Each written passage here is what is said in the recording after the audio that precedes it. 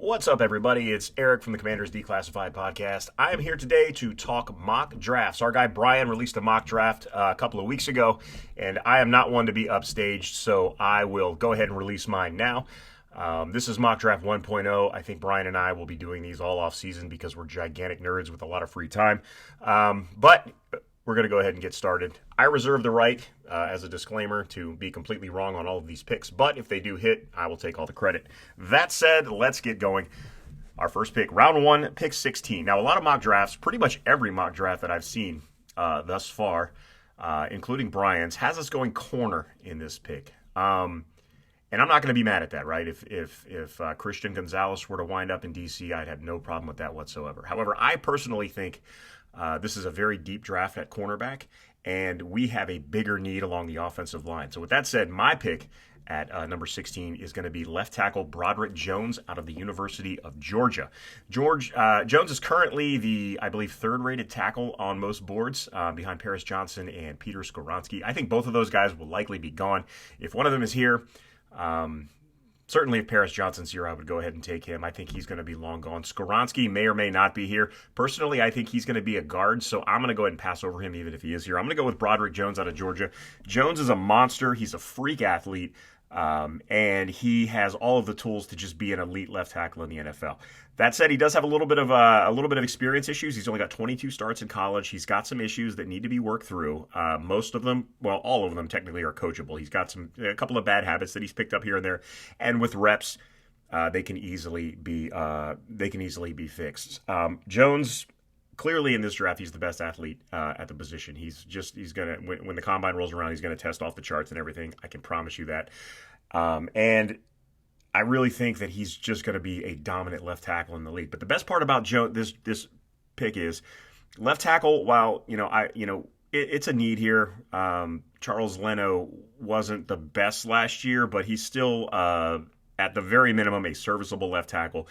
We're not in dire straits at the position, which is a luxury that allows you to pick Jones, because you can actually push Jones over to the right side. Kind of like what the Giants did with Andrew Thomas. You start him there for a year. When he's ready, he can move over, but he doesn't have to play left tackle right away. That would also allow you to move Sam Cosmi over to the guard position, where I think he's going to be a better fit. And with all that done, all that shuffling done, maybe Chris Paul develops on the left side, and you've got yourself the makings of a pretty quality offensive line. So Broderick Jones, he's my pick at number 16. Moving on to round 2, pick 47. Remember when I said it was a deep drafted corner? Well, I meant it, and we're going cornerback in round 2. Now, this pick may not be super popular right now.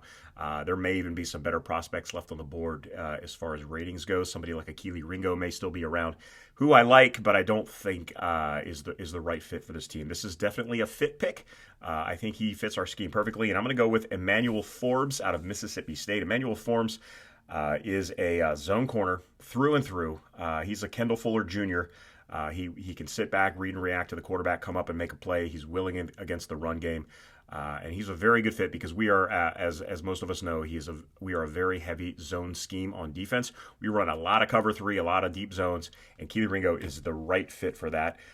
So like I said, there may be a higher rated corner on the board, but I'm going to go with Emmanuel Forbes here at pick 47 out of Mississippi State, and I think that is the right pick as of right now. Moving on to round 3, this is going to be our compensatory.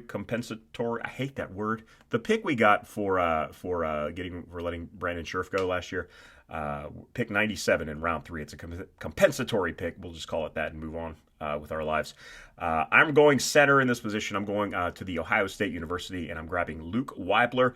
As good a player as Chase Roulier has been, injuries are just an issue with him. The guy's missed 24 games over the past 2 seasons, and he's about to turn 30, so you just can't, unfortunately, count on him. I hate to say it because I really like him as a player, but I just think the reliability is a really, really important issue with him. He's still here and he's under contract, so you obviously can roll into the season with him as the starter. But Weipler, smart, agile, refined blocker.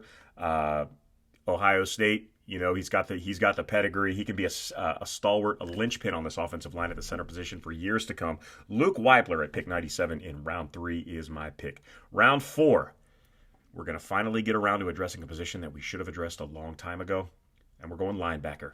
I'm going with Cam Jones out of Indiana. Jones, a fast, explosive, sure tackling inside linebacker. He can cover. He's a great blitzer. He's really good in between the tackles. He can really hold up. He holds his ground in there. He would be a great complement to Jamin Davis, and he could either replace or just solidify that. He could replace Cole Holcomb if he needed to. He could solidify the linebacker group if Cole Holcomb is back. Cam Jones out of Indiana. He's my round 4 pick at number 118. Round 5 might be my favorite pick in the draft. I'm not even going to lie. I don't know why I love this guy. Well, I do know I love this guy so much because I'm a wide receiver nerd. He's a very good wide receiver. He's underrated in this draft, and that's Rakim Jarrett, wide receiver out of the University of Maryland. The team has a decision to make this offseason regarding Curtis Samuel. He's still productive. I personally expect Curtis Samuel to be back. He's got one more year left on his deal. But if he were to be released, he could save the team, I think, about $6 million against the cap, which could come in handy because, we've got a lot of work to do this offseason. If that happens, and even if it doesn't, Rakim Jarrett really has the potential to be an awesome, awesome slot receiver in this league. He's got speed, he's got quickness, he's got hands. He does all the good things that you want. He's a willing blocker, not a big guy, but he is willing to mix it up if he has to. And Rakim Jarrett, also named after my favorite MC, so how could you go wrong for that, right? Rakim Jarrett, round 5, pick 152. He is my pick. We have 2 picks in round 6, and the first one up is pick 193. I'm going back to the defensive secondary, and I'm going to the University of South Carolina. I'm taking Darius Rush, a cornerback from South Carolina. Now, the spotlight at South Carolina this year, rightfully so, was on Cam Smith. He was an awesome corner. I think he's going to be a first-round pick. He's an absolute stud. If he ends up in D.C., that's awesome too. But that said, Darius Rush put together a really, really quality, solid season on the opposite side of Cam Smith this year. He had 34 total tackles, 6 pass breakups, 2 picks, and he had a great week at the Senior Bowl. He might not even be around at pick 193 based on the work he put in at the Senior Bowl last week. So this is obviously a fluid change, but he might be he's a really solid pick. He's a really good blitzing corner, which is something that we know that Jack Del Rio likes to do. He likes to send his guys off the edge. Kendall Fuller got a lot of sacks. Benjamin St. Juice has been there. He is exactly what you're looking for in a late-round cornerback. He can play special teams too. So Darius Rush, cornerback out of South Carolina at pick 193. Pick 215, I'm going to the tight end position. Tight end is an actual need. I can certainly see us going tight end much higher in the draft this year.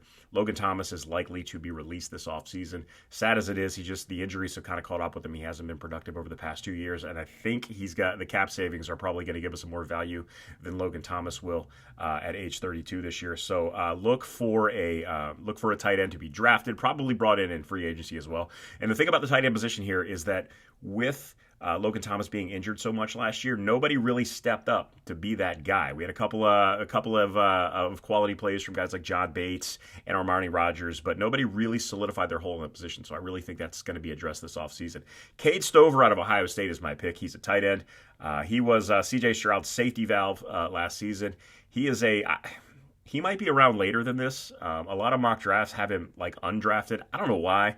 I really like him. He's a good, solid blocker. He's got great hands. He runs good routes.